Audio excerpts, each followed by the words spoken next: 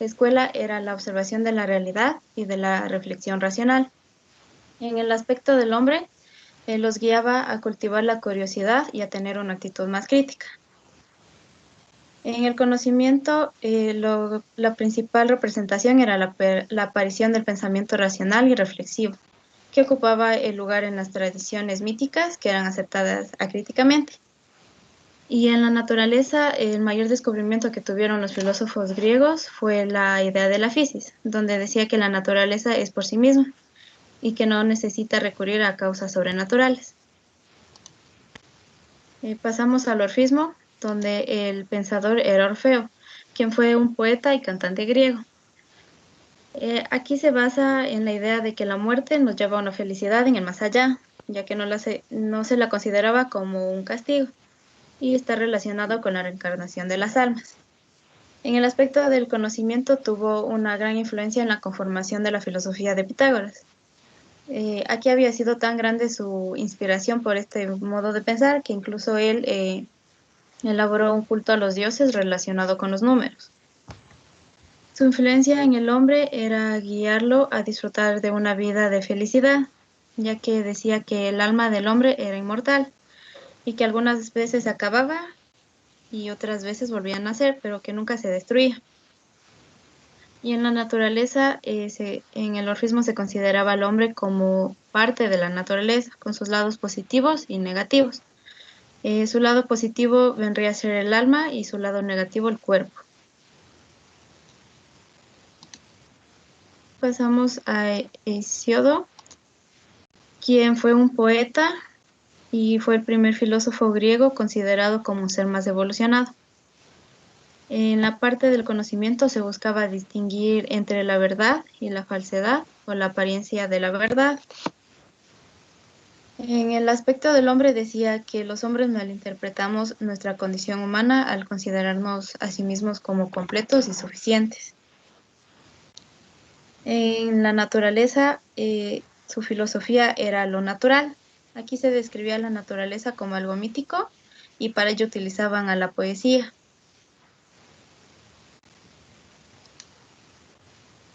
Eh, Pasamos a Homero, quien es un gran representante de la literatura griega con sus obras La Ilíada y la Odisea. Él buscaba reforzar la relación entre el hombre y los dioses. Aquí decía que la vida del hombre se basaba en su existencia corpórea, ya que el alma no tenía ningún valor. En la parte del conocimiento, resaltó la relación relativa que existía en la naturaleza humana y las leyes eternas del curso del mundo. Y en el aspecto de la naturaleza, concibió al mundo como un ente que estaba formado por 4 elementos en una gran esfera.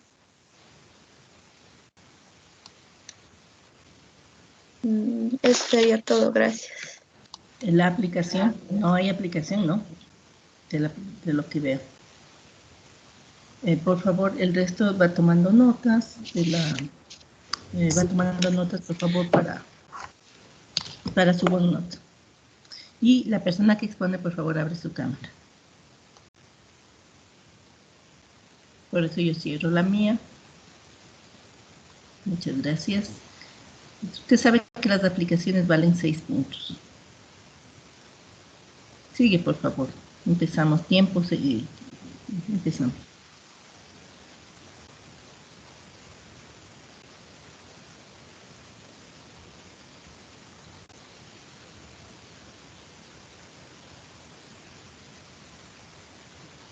¿Qué pasó? ¿Podemos empezar? Grupo número 2 había dicho que mientras yo va concluyendo un grupo, el otro grupo ya puede empezar. Y bueno, aquí lo importante del tema anterior es ese paso de lo mítico al ya procesos más bien de racionalidad en la explicación de lo que es el mundo y lo que está a su alrededor. ¿Qué pasa con el grupo número 2? Los que tienen los filósofos presocráticos. Buenos días, profesora. Ya le comparto la pantalla. Un ratito, por favor.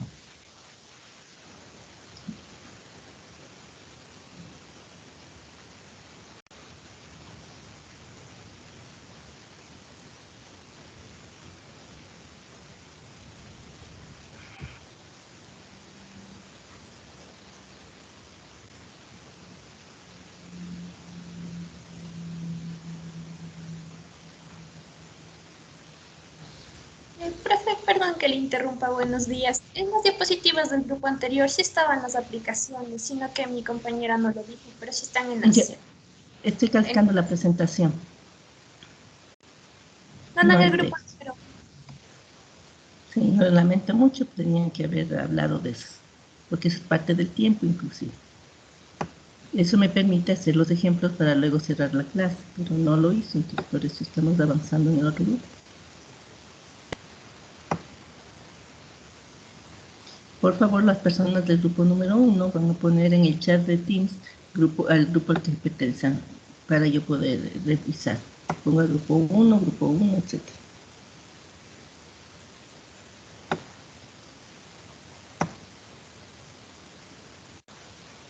¿Qué pasó con el grupo 2? Y si no tienen listo, entonces avanzamos al siguiente grupo. Profe, buenos días. Sí, no sé si ya se ve. Lo que pasa es que está un poco lento en internet, pero ya creo que estoy proyectando. Sí, sí, sí se ve. Ya, ya la estoy abriendo un ratito que está un poco lento.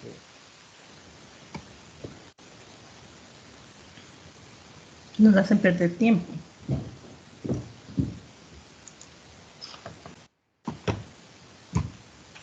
En el chat les dije, por favor, todos los miembros del grupo número 1 ponga el grupo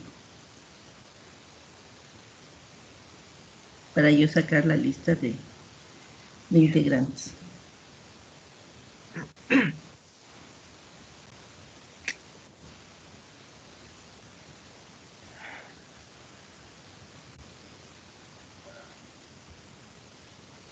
Gracias, Andrade, Alemán, Amabana, Palomero, Cáncer.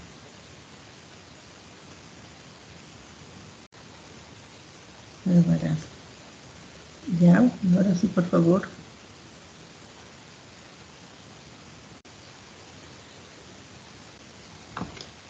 Si no, alguien del grupo. Dos. Bueno, ya, yo voy a comenzar, profe. Yo Ya. creo que ya no me puedo abrir. Ponerle presentar. Y si le pones presentar, ¿qué pasa? Arriba. Sí, no sé por qué la computadora.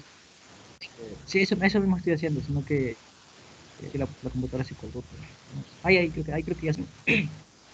Ahí sí. Ya.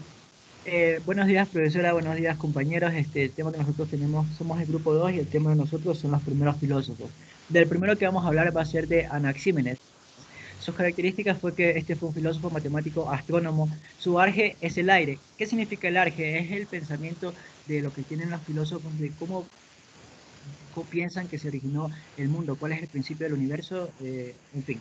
Él lo que creía era el inmortal y en lo eterno. Su conocimiento de la diversidad de los seres que se debe a los procesos de reflexión y condensación. Ya vamos a ver un ejemplo de esto. Eso se refiere a que él decía que con la boca relajada el aire va a salir caliente y si la sopla con los labios fruncidos, es decir, con los labios más cerrados, el aire va a estar frío. Esta es una aplicación que lo podemos llevar al día de hoy que tiene que ver con la aerodinámica mismo, ya que se refiere a que cuando nosotros el aire tiene un espacio menor a donde puede salir, lo que va a hacer es salir a mayor velocidad, tener una menor presión y por ende perder energía y así por esta razón es lo que el aire, cuando nosotros soplamos con los labios cerrados, va a salir frío, a diferencia que si lo hacemos con la boca abierta va a salir caliente. Lo que tenía en percepción con relación al mundo, él decía que la Tierra en sí era plana. La condensación del aire, que ya lo expliqué, los cuerpos celestes, la refracción del fuego, el mundo es un ser vivo con alma propia, decía él. Como siguiente filósofo tenemos a Tales de Mileto, que una de las características fue que este fue el fundador de la filosofía, interpretaba la metafísica positiva, explicó y predijo eclipses de sol y de luna. Una de sus aplicaciones que se lleva hasta el día de hoy en el área de las matemáticas y presentó 5 teoremas en la geometría. Acerca del ser humano, este decía que tenía un principio fundamental que era el agua, es decir, él decía que todo lo que contenía agua, por ende, debía tener vida, y esto no pierde sentido, ya que como nos damos cuenta, el agua es el líquido vital que nos permite mantenernos vivos no solo a los humanos, sino a todos los seres vivos. Como siguiente filósofo tenemos a Anaximandro. Sus características era que era un filósofo materialista, dialéctico y con enfoque cosmológico, es decir, que veía mucho acerca del universo y así.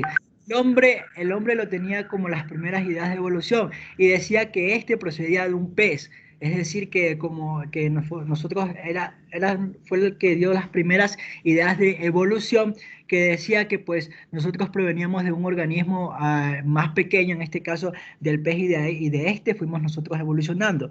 Actualmente ya nos damos cuenta, ya sabemos que esto no es tan cierto. El conocimiento que él tenía era introdució el aperión, principio de todas las cosas, su cosmología.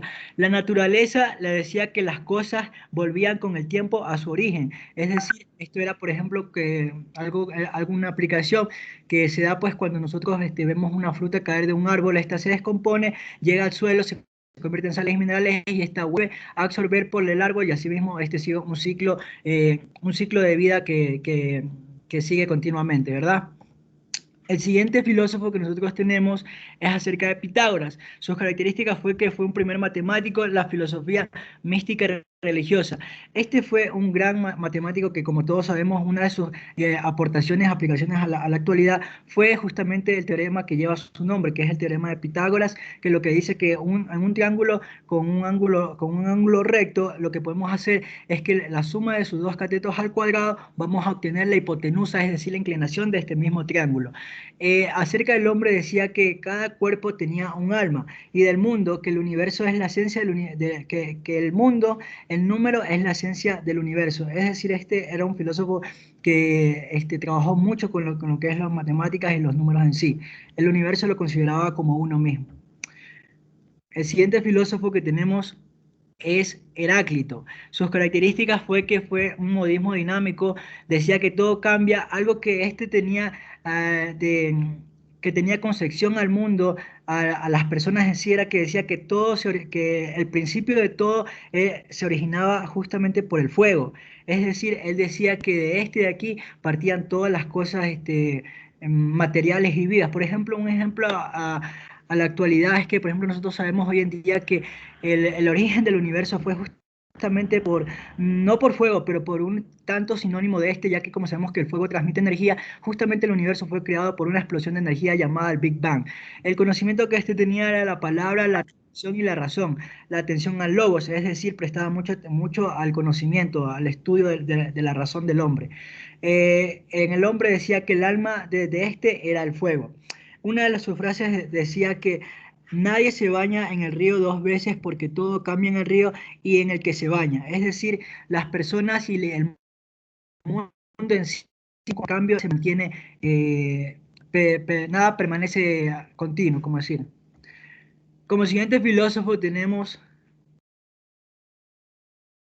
eh, no se cambia.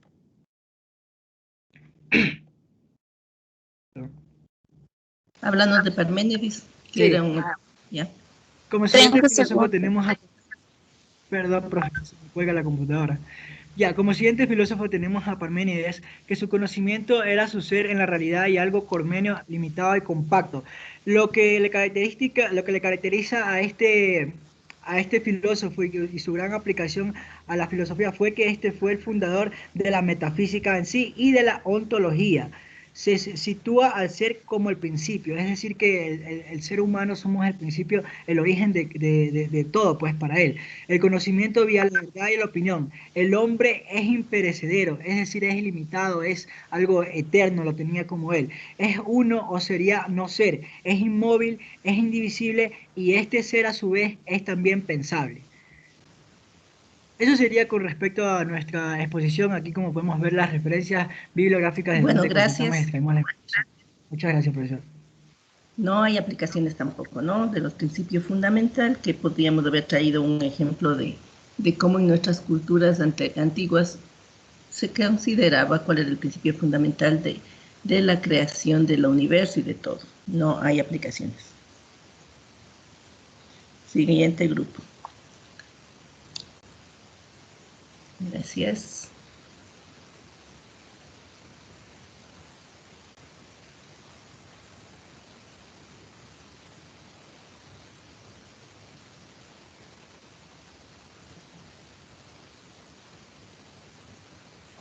Buenos días, profesora. ¿Se está compartiendo pantalla?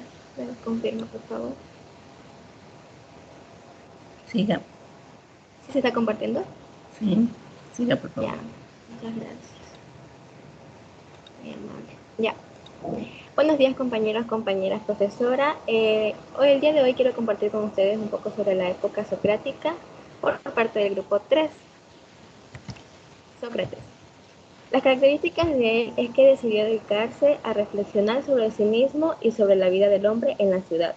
Entendía la filosofía como un diálogo que hace posible la búsqueda colectiva de la verdad. Utilizaba la mayéutica, intentando que el otro llegue a descubrir la verdad por y en sí mismo. De esta forma ayudaba a las personas a pensar y buscar la verdad con ellos. Su estrategia para llegar a la definición verdadera era inductiva. Implantó la doctrina llamada intelectualismo ético y defendía el saber y la virtud. Defendía una especie de utilitarismo moral, lo bueno es moralmente útil y todo el mundo busca la felicidad y la utilidad.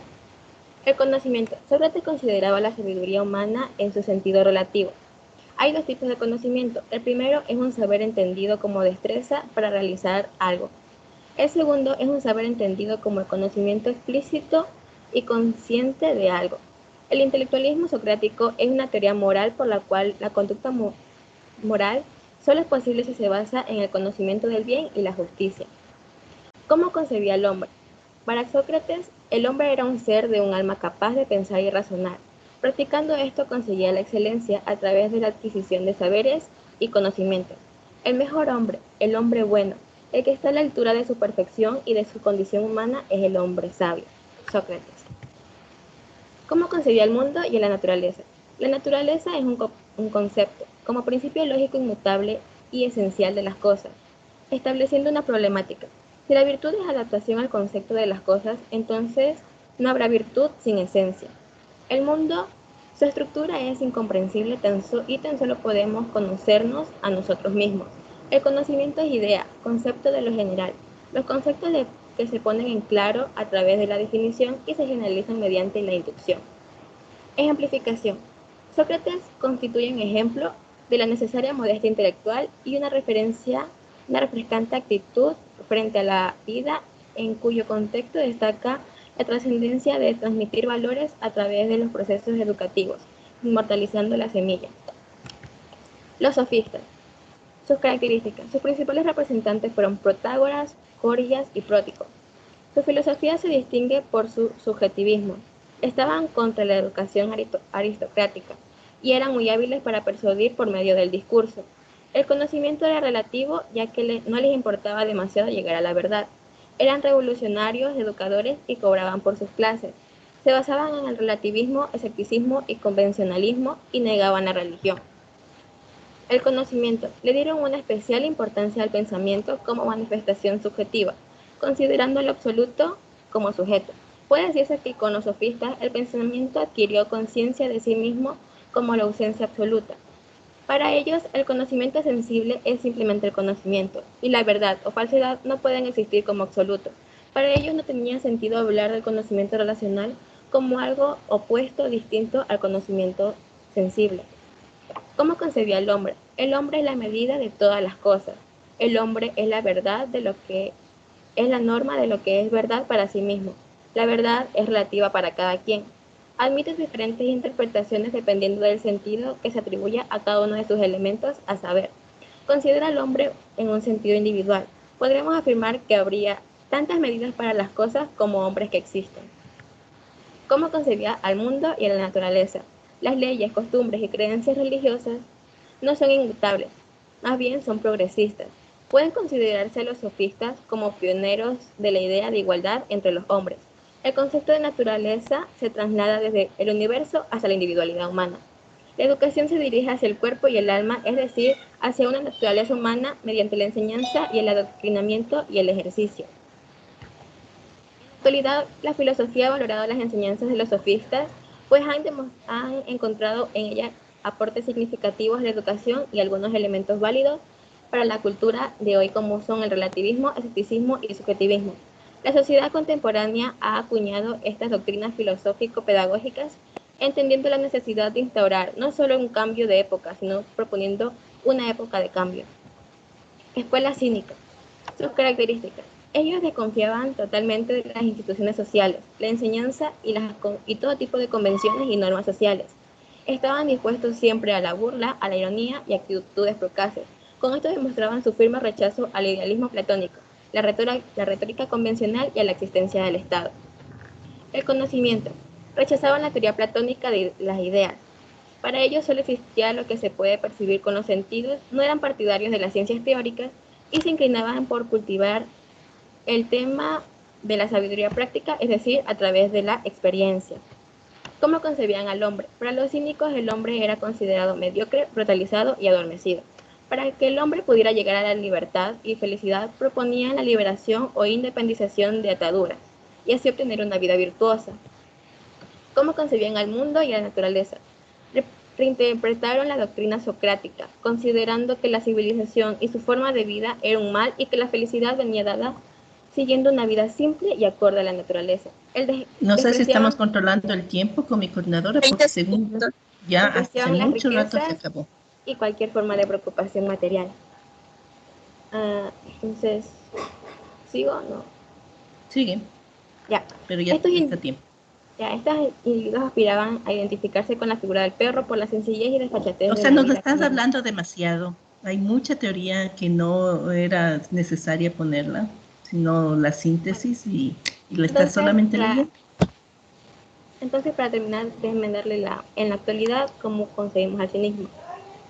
El cinismo en la actualidad ha ido mutando y se considera que es una burla hacia la bondad y a la naturaleza humana, y que no confía mucho en las motivaciones o en las acciones humanas sinceras. Muchas gracias. O sea, no hay aplicaciones, no han presentado aplicaciones porque lo que están haciendo es tomando material que las aplicaciones son con sus ejemplos, con cosas que podemos nosotros todos conocer, lo hemos vuelto a la teoría con la aplicación, ¿ok? Esa es la parte que nos está fallando. Las aplicaciones son ejemplos. Ahí los sofistas podríamos haber hablado de algún grupo que se trataba, no nos hablaste de la mayéutica, de verdad que eso nos faltó muchísimo, en Sócrates, y ahí hubiéramos hecho la aplicación con la mayéutica de Sócrates. Y yo decía que mientras yo estoy hablando, el siguiente grupo comienza a compartirnos, por favor. Vamos con el grupo número 4. Hace un momento se me pasó decirles que pongan en el chat el grupo número 2. Ahorita solamente grupo número 2 registro. Aún no todavía el grupo 3. Yo le aviso. Mientras tanto, el otro grupo debe estar compartido. Buenos días, profe. Yo voy a exponer del grupo 4, pero quisiera pedirle un favor. Lo que pasa es que en mi casa están más primos dando clases virtuales y para evitar una interrupción durante la exposición quisiera que me permitan no prender la cámara. Ok. Por favor. Listo. Gracias. Ya lo comparto.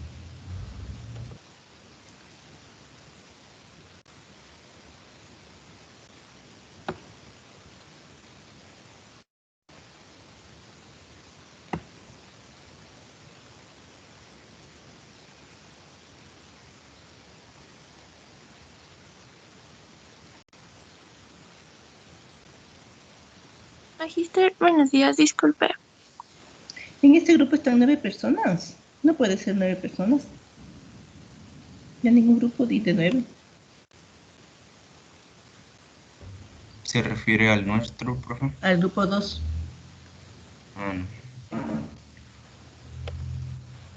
Profe, a nuestro grupo sí le había dado de 9 cuando hizo los grupos. Incluso una chica le preguntó y usted dijo que no había problema. Que Ya le voy a chequear.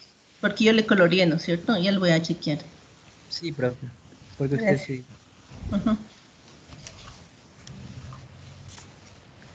Profe, en el YouTube, yo soy del grupo 1, pero se me pasó escribir en el chat grupo 1 y ya pasó el grupo 2. ¿Cuál es tu nombre?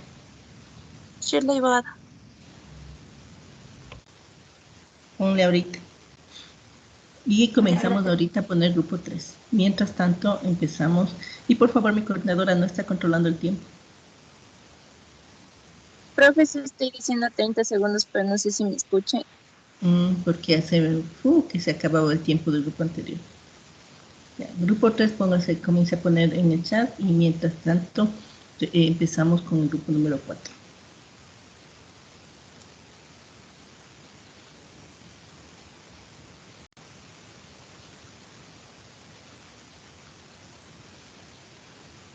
Por favor, empezamos.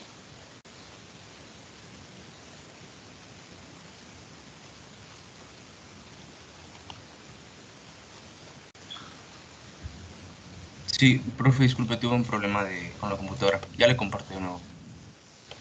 O sea, alguien del grupo, porque estoy perdiendo tiempo, por favor. Sí, disculpe, ya se está compartiendo, ¿verdad? ¿Se me confirman, por favor? Ya, ahorita. Ok, gracias. Bueno, muy buenos días a todos. Somos el grupo 4 y el día de hoy les presentaremos 4 escuelas éticas del conocimiento: epicúreos y estoicos. El epicureísmo fue fundado por Epicuro y entre sus ideales destaca la búsqueda del placer como fin último de la felicidad. Un placer que se define como ausencia más que como presencia, porque busca la reducción del dolor y de los temores. El conocimiento para el epicureísmo se basa en las sensaciones, quienes se producen cuando las imágenes que desprenden los cuerpos llegan hasta nuestros sentidos.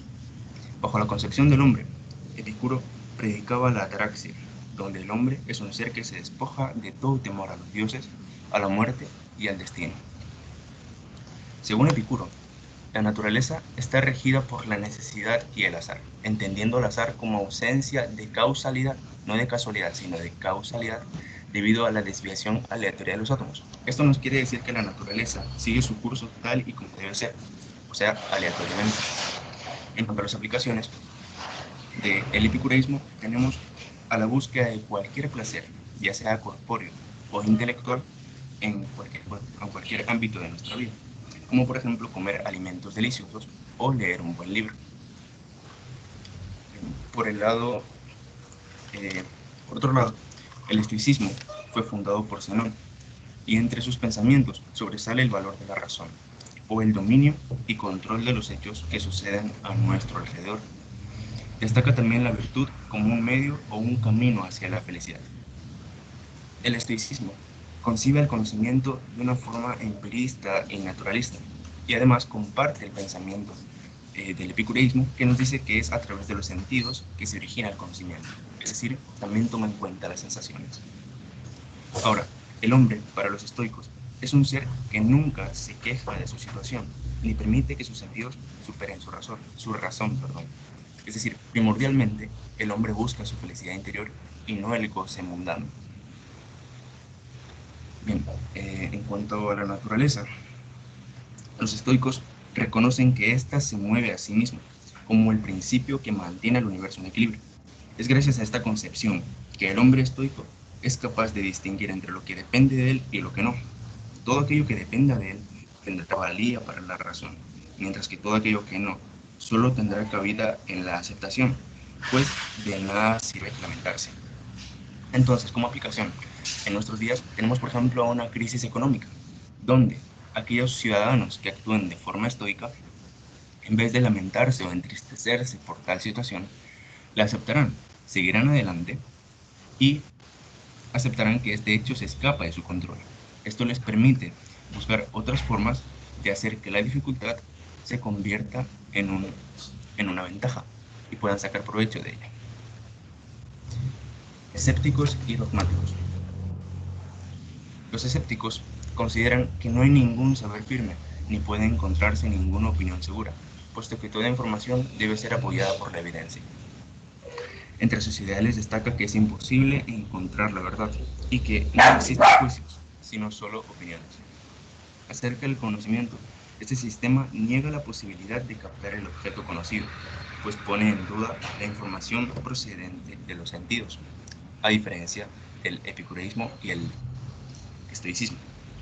En cuanto al hombre, el escepticismo evidencia que la verdad es inaccesible para éste, pues solo podrá argumentarse con sus propias percepciones. La naturaleza, para el escepticismo, es inmutable e indiferente al entendimiento humano, pues la existencia de este significa que conocen las leyes objetivas de la naturaleza y que actúan sobre ellas para dominarlas.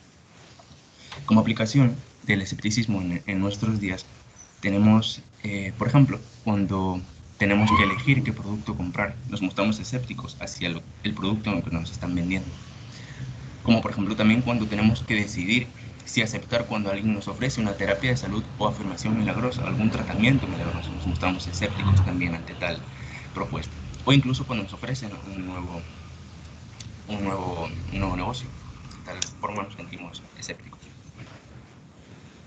Por el lado opuesto al escepticismo tenemos al dogmatismo, el cual nos afirma que la mente humana tiene capacidad para conocer la verdad. Entre sus características principales se puede observar que la verdad se considera absoluta y que ésta es totalmente irrefutable, por lo que no puede ser puesta en duda. Esto también aplica para opiniones y creencias. Acerca del conocimiento, se da por hecho que el conocimiento puede ser fácilmente adquirido y se acepta simplemente dicha posibilidad. El humano, para esta doctrina, es un hombre ingenuo, y se manifiesta que el hombre, al instante de afirmar las cosas, las dice de verdad, de manera innegable y absoluta. Por lo tanto, la verdad jamás puede ponerse en duda. El dogmatismo nos dice que la naturaleza se impone al hombre, es decir, que el uso de los sentidos fundamentales para establecer relación con ella no examina el poder cognitivo de la inteligencia. Y por último, la aplicación del dogmatismo es cuando una persona afirma con excesiva tenacidad sus opiniones. Por ejemplo, las transfusiones de sangre, ya que hay religiones que siguen los preceptos de las escrituras que asumen como sagradas, las cuales dicen que la sangre es sagrada y contiene vida. Esto es una verdad para ellos y es absoluto e irrefutable. Por lo tanto, nadie ajeno a esta doctrina puede negar esa verdad. Muchas gracias. Ok, muchas gracias. Sigamos, por favor, el siguiente grupo.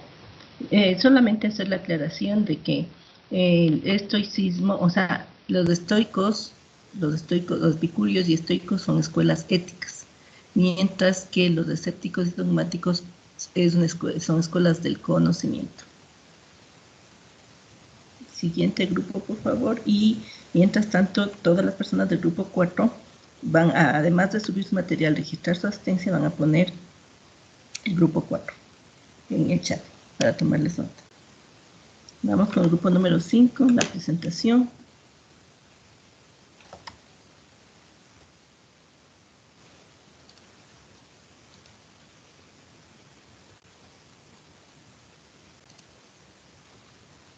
¿Me confirma si se ve, por favor? Sí, sí le vemos. Profe, igual tengo el problema de la cámara. En cambio es el internet que se me pone lento. Ok. Listo. Bueno, primeramente, buenos días con todos. Somos el grupo 5 y en este caso me ha tocado hablarles del legado de Platón en cuanto a la filosofía antigua. Este filósofo griego, alumno de Sócrates, pensaba que si la ciencia se basa en un cúmulo de afirmaciones universales, necesarias e inmutables, y la ciencia existe y tiene valor, solo puede ser porque existen objetos o realidades universales, necesarias e inmutables, como se puede ejemplificar en esta frase sobre el mito de la auriga, que dice que el cuerpo humano es el carruaje, el yo el hombre que lo conduce, el pensamiento son las riendas y los sentimientos son los caballos, expresando las partes del alma y a su vez demostrando que la capacidad de inhibición del ser humano hace que tengamos dominio propio frente a las circunstancias y acontecimientos que vamos transitando en nuestro viaje vital. Dando paso a la que conocemos hoy en día como es la teoría de las ideas, la cual fue considerada como un núcleo de la filosofía de Platón, pues gracias a esta se pudo separar dos modos de realidad, el sensible y el inteligible, diferenciando lo material de lo inmaterial. Los elementos inmateriales están en un mundo de las ideas, mientras que los materiales están en un mundo que está sujeto a cambios. Sin embargo, eran dos mundos separados y uno a la vez, ya que tenían una función básica que era establecer el ser, pues los objetos que están en el mundo de lo sensible son una copia de la realidad inteligible. Aquí algunas características de estos dos mundos. Es que el mundo sensible constan las cosas finitas, mutables, particulares e intangibles, mientras que en el mundo inteligible están las ideas eternas, inmutables, universales, inteligibles o pensables. Esto tenemos la teoría del conocimiento según Platón. Bien, la teoría del conocimiento según Platón se basa que la auténtica realidad es la del mundo inteligible, ya que los objetos sensibles son una copia de las ideas inteligibles. Es decir, que nosotros solo podemos obtener conocimiento del mundo inteligible. Sin embargo, Platón no afirma que del mundo sensible tengamos una completa ignorancia, sino una opinión, la cual es considerada como el término medio entre la ignorancia y el conocimiento, puesto que la opinión está basada en creencias e imaginación, y el mundo de las ideas, que es la ciencia, basado en la inteligencia o dialéctica y pensamiento matemático. Ahora, los grados del conocimiento. Platón organizó los grados del conocimiento mediante el símil de la línea o analogía de la línea, donde Platón nos llama a imaginar una línea que se divide a la mitad y esta otra vez se vuelve a dividir, dando lugar a 4 secciones, donde cada una representa un grado del conocimiento que va desde lo más claro a lo menos, perdón, de lo menos claro a lo más claro, o mejor dicho, los estados del saber que puede llegar a tener el alma. Como tenemos el grado del conocimiento basado en imágenes o EISICA, el conocimiento basado en entes naturales o artificiales, el conocimiento basado en entes matemáticos o diánola, y el más importante, el basado en las ideas o noesis. Doha significa opinión y episteme significa ciencia. Bien. En primer momento, Platón afirma que conocer no es más que recordar, lo que se conoce como la teoría de la reminiscencia. Es así porque el alma habitó el mundo de las ideas antes de caer en el mundo físico y por lo tanto las conoce. Pues cuando creemos saber algo, lo que sucede es que el alma recuerda lo que ya sabía, así que aprender es recordar.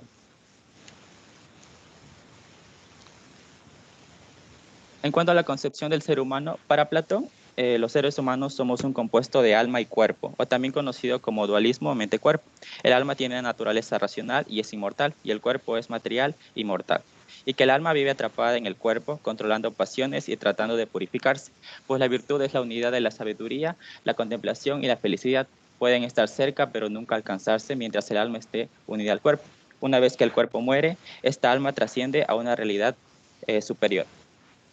En cuanto a la política de Platón, Platón no creía en la democracia, puesto que en este sistema puso fin a la vida de su maestro Sócrates. Según él, los gobernantes debían ser los sabios, los filósofos, aquellos que dominen su alma racional o la parte racional de su alma. Y que la justicia social no será posible hasta que los filósofos gobiernen o que los que los gobiernen filosofen. En la República y en los Reyes, Platón subraya la importancia de la educación para crear una sociedad justa donde sea posible la felicidad general. En cuanto a las aplicaciones, en la actualidad, Platón proponía que no se debía obligar a nadie a aprender ni se debía forzar las cabezas para asimilar conocimientos en ellas. Solo se podía mostrar el camino para que cada cual pensase por sí mismo. A lo que hoy tenemos el método de la dialéctica, que es aquel discurso en el cual se contrapone una concepción o tesis con una antítesis, de manera que se encuentra una posible resolución o una nueva manera de entender un problema. También tenemos... Perdón. Sigue. En Timaeus, escrito alrededor de 350 antes de nuestra era, Platón expuso su teoría sobre los 4 elementos que formaban el mundo. Quiero las aplicaciones, por favor. Ya no más teoría. Bueno, 30 segundos.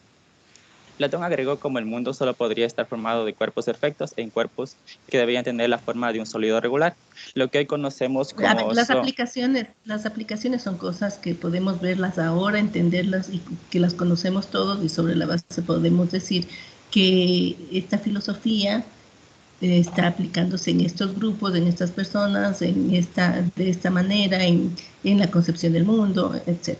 Esas son aplicaciones, no más teoría. Gracias. Bueno, ya se acabó el tiempo. Gracias. Sí. Bueno, esto sería nuestra presentación. Gracias.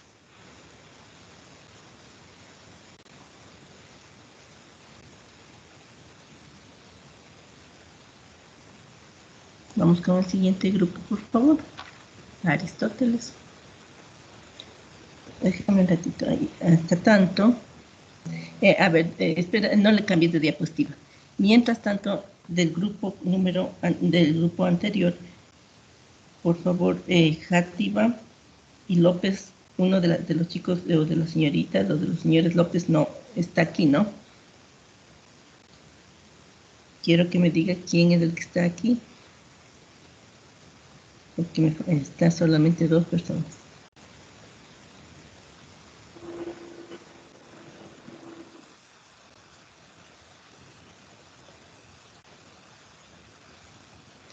Y no se olvide de seguir registrando su asistencia. En la clase anterior no han registrado la asistencia y ahora, por favor, tampoco está registrado.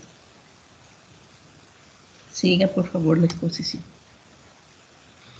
Buenos días, profe y compañeros. Nosotros vamos a exponer sobre Aristóteles. Aristóteles fue un discípulo de Platón. Formuló una teoría de conocimiento desde una visión realista, empirista, sensible y singular. Su pensamiento se extendió a ramas como la lógica, metafísica, filosofía de la ciencia, ética, entre otras, por lo cual fue reconocido como el padre fundador de la lógica y de la biología. Fue el primero en reflexionar sobre el valor del primer conocimiento mediante la experiencia y los razonamientos inductivos junto con la deducción. Definió así a la naturaleza como la esencia de los seres que poseen en sí mismos y en cuanto tal es el principio de su movimiento. El hombre según Aristóteles. Aristóteles define al hombre como una sustancia única compuesta por materia y forma, donde la materia es del cuerpo y la forma es del alma. El alma tiene tres potencias: la potencia vegetativa, la cual es reproductiva, nutritiva y de crecimiento; la potencia sensitiva, esta se manifiesta como la capacidad del alma de recibir sensaciones; y la potencia intelectiva. Esta potencia es la superior del alma, incluye a los dos anteriores y tiene funciones específicas, como es decir, la intelectual y la volitiva. La filosofía de la política de Aristóteles. El Estado es la comunidad suprema. Aristóteles define al Estado como comunidad y ésta se construye en vista del bien supremo. El Estado es autosuficiente. La comunidad es perfecta, autosuficiente y autotárquica. El Estado existe por naturaleza. El Estado es necesario para llegar a desarrollarse como individuos. El hombre es un animal político. Aristóteles define al hombre como ser social. El hombre es un animal que tiene palabra. El ser humano, a diferencia de los animales, es un ser racional. Aristóteles determina un sistema político basado en dos variables, según el número de gobernantes y según el objetivo de cada uno, es decir, si persiguen el bien público o el bien particular. Aristóteles define sus formas de gobierno según la monarquía, la aristocracia y la democracia. El ilemorfismo para Aristóteles estaba compuesto de materia y forma, los cuales explicaban la unidad del ser, unidad sustancial.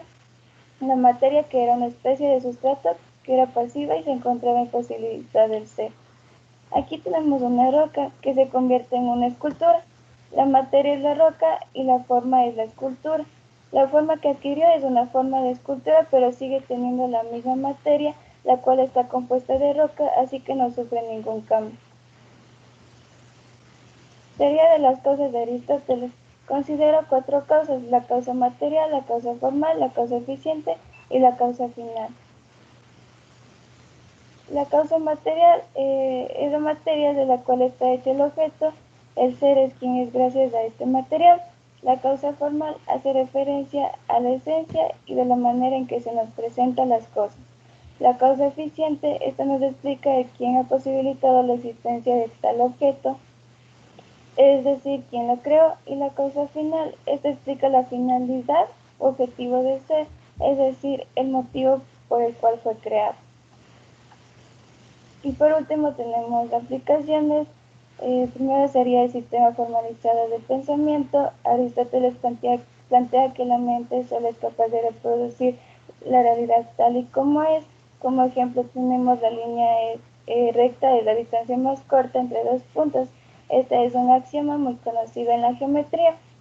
Como segundo tenemos la analogía política. Como ejemplo tenemos la democracia, es el actual sistema político en el cual se rige en el Ecuador y también es más usado por los países en todo el mundo. Como tercero tenemos la importancia de la observación de la ciencia.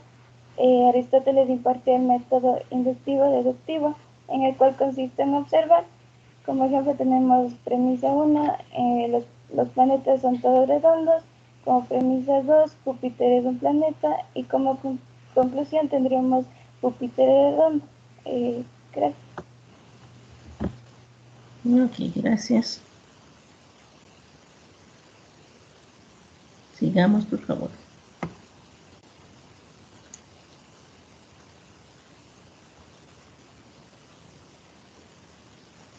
Vamos con el último grupo. Hemos acabado la filosofía griega. Vamos con la filosofía romana.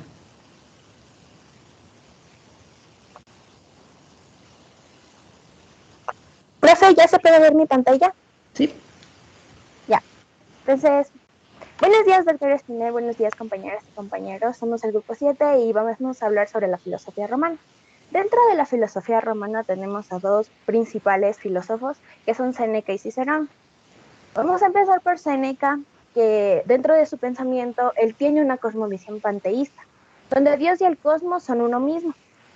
Ahí desarrolló un pensamiento político en contra de la guerra y el militarismo, que los consideraba igual de criminales.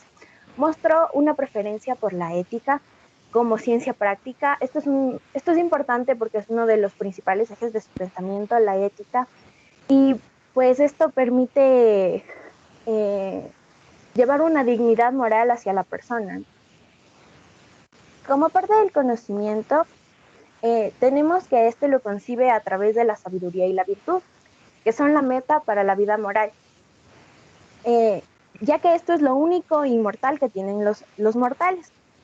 Esta sabiduría se debe guiarse por las leyes y ejemplos de la naturaleza, que éstas obedecen a la razón y al poder, y es un método para obtener felicidad, para el camino hacia la felicidad. Y como parte del hombre, él lo concibe como un ser dotado por la naturaleza con la capacidad de comprender los procesos cósmicos. Tiene impulsos hacia la virtud y el conocimiento, y también lo comprende como un ser perteneciente a una polis, o sea, un ser social que debe practicar la justicia y el amor a los demás. Como parte de la naturaleza, él cree que la naturaleza nos hace hermanos a todos porque nos engendró de los mismos elementos, nos destinó hacia los mismos fines y nos hizo sociables. Esto nos otorga la obligación de vivir en una ley de equidad y de justicia que nos permite hacer el bien.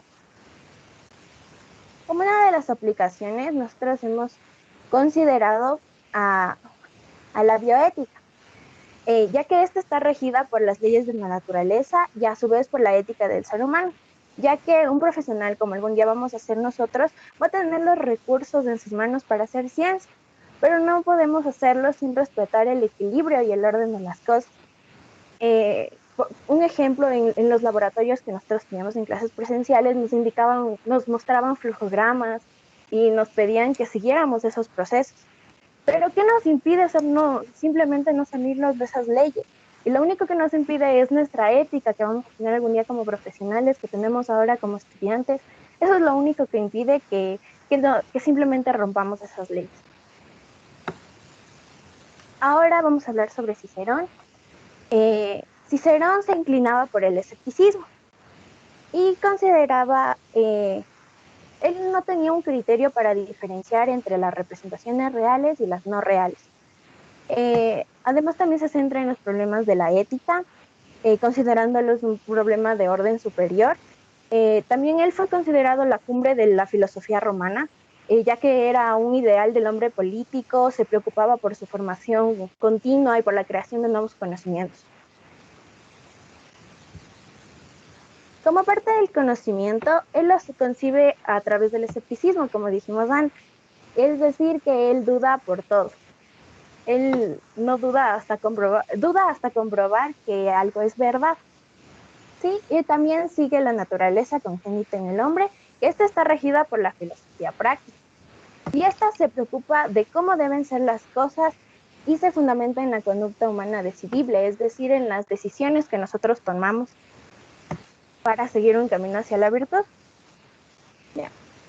Él concibe al ser humano como un producto de la naturaleza y la sociedad. Cicerón, en su parte de su historia, era un político filántropo. Esto quiere decir que buscaba el bien para la sociedad, el bien común. Y y lo hacía a través de la política. Entonces él consideraba que la única diferencia entre los animales y los seres humanos era la racionalidad, y esa misma racionalidad nos permite construir juicios y ser sociables, y nos daba la virtud de pensar en los demás. Ya, en la naturaleza él retoma la idea del universalismo de los estoicos, donde todos los hombres en todo lugar y tiempo comparten una misma naturaleza. Pero ¿cuál es esta ley de la naturaleza que comparten todos los seres humanos? Y como vimos antes, era la razón. La razón era la ley de todos los hombres que nos proporcionaba la naturaleza. En la aplicación hemos considerado, bueno, antes hablamos sobre la inquietud, sobre la importancia que le daba a educarse, a su formación.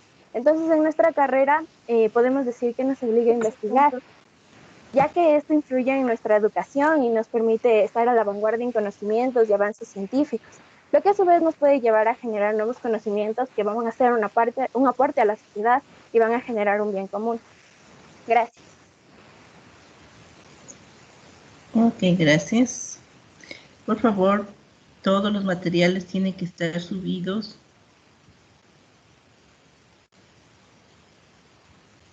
Todos los materiales tienen que estar subidos al aula virtual para poder yo calificar.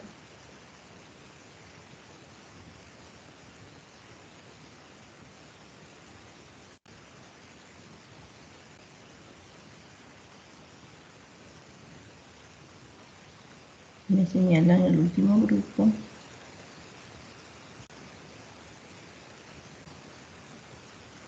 Para yo registrarles. Ok, grupo 7. Listo, entonces chicos, hemos hecho este recorrido de la historia, si se quiere. Déjenme tomar nota. Hasta eso suban las personas que aún no han subido su material.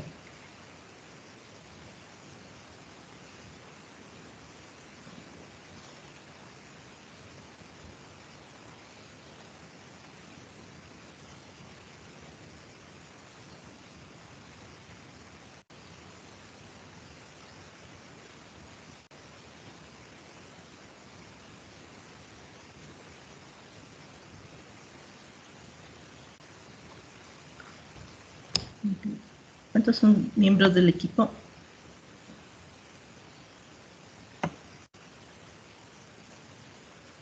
El último grupo. Del grupo 7 somos 9, profe. Ya. Valenzuela, Vargas. ¿Me falta alguien? 1, 2, 3, 4, 5, 6, 7, 8, 9. Ok, estamos todos. A ver, bueno, como les decía, hemos hecho es hacer una explicación de todo lo que los filósofos a lo largo de la historia y sobre todo en la época antigua, que es donde más se generó la filosofía, es complejo, por eso necesitamos solamente lo esencial, ¿no? Porque es el tratar de asimilar toda esa información es bastante fuerte. Usted tiene que hacer su OneNote con los resúmenes y además, bueno, la próxima clase yo voy a explicar todo esto, lo que usted ha hecho este recorrido. Mientras tanto, adelantamos, tenemos que hacer las cartillas, unas cartillas individualizadas, una cartilla por cada uno de los autores, pero eso yo les explicaré la próxima semana. Tienen ustedes, y ahí hablo por mi coordinadora, tiene el teléfono del ayudante de cátedra, que con ella deben ponerse de acuerdo para alguna explicación adicional. ¿Ok? Bueno, vamos a cerrar esta clase, de las exposiciones. La próxima clase daré yo lo que es la filosofía antigua y me parece que tenemos un control de lectura por ahí, entonces sobre la filosofía antigua. Revise. Leslie, dime.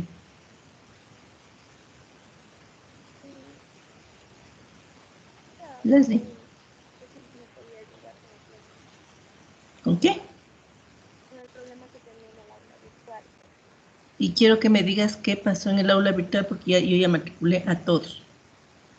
Sí, lo que pasa es que yo ayer estaba revisando el deber que tocaba subir hoy de las diapositivas y me salía que la tarea estaba atrasada y yo le comuniqué a la coordinadora de la materia y le pregunté si era la única que le pasaba esto y me dijo que sí.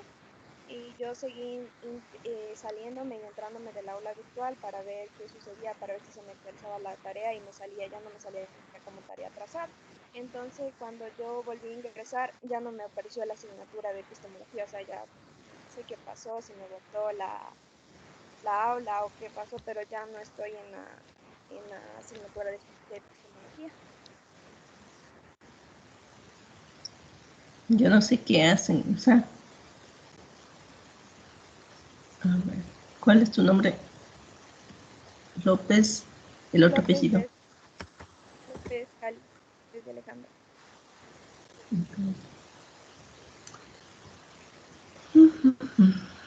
No me deje ingresar.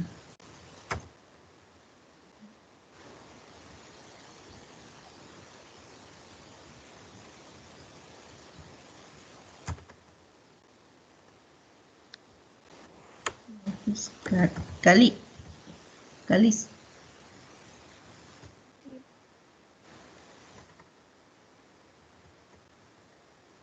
López, Calis, Leslie Alejandra.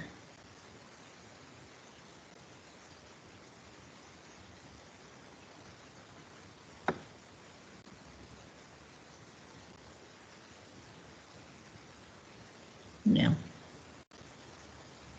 Chequeale ahí.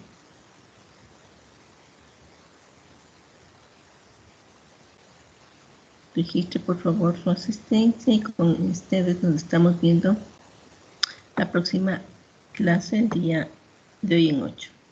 Muchas gracias, Lucía. Una cuestión con mi coordinadora. Por favor, mándame los grupos de trabajo, cómo están integrados, grupo 1, grupo 2. Y el resto tiene que subir su material también. Aquí como pone solo el link y sus compañeros. Carla. Buenos días, profesora. Le quería preguntar acerca de las actividades autónomas. Dijo que no se iba a habilitar el 7, el viernes. Esto que pasó y aún no se encuentra habilitado. Entonces quería también preguntarle acerca del control de lectura. ¿Se va a basar en un libro específico en el que debamos leer? En el material que tienen ustedes y en las exposiciones. En el material que puse en actividades asincrónicas. A ver, primero vamos por partes. ¿Qué dices que no está habilitado el aprendizaje autónomo? Sí, profe.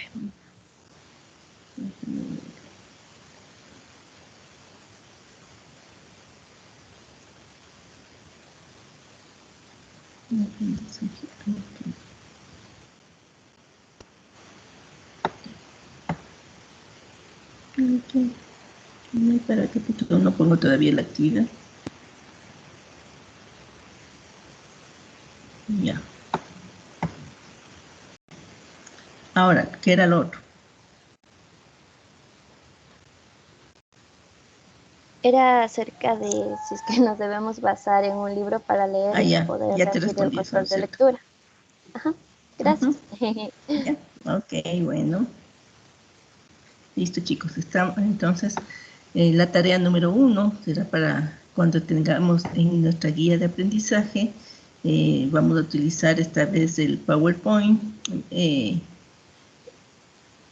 Y de esa actividad del PowerPoint, como ahora ya podemos hacer, vamos a hacer con infografías, unas cartillas por cada uno de los autores. Eso es lo que vamos a hacer, pero ya eso les explicaré la próxima semana.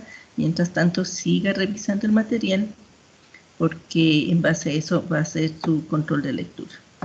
Ok, chicos, que tengan una buena resto de semana, lo que nos queda, y nos vemos de hoy en 8. Pasen bien. Gracias, profe. Hasta luego. Gracias, profe. Hasta luego. Gracias.